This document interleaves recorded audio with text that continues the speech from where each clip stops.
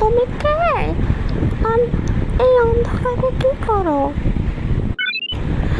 আমি ভূত, তোমার ঘাড় মটকাবো। আচ্ছা আচ্ছা ঠিক আছে, আচ্ছা ঠিক আছে। তা আচ্ছা ঠিক আছে, হাত পা ঘাড় চুল সব মটকাও। তার আগে আমার আমার তোমার তোমার কাছে একটা গভীর প্রশ্ন আছে। হ্যাঁ, বলো। তুমি তুমি এত বড় জামা পরো সাদা, তোমার কাপড় ময়লা হয় না? তুমি এত বড় কাপড় কাচো কিভাবে? না, মানে আসলে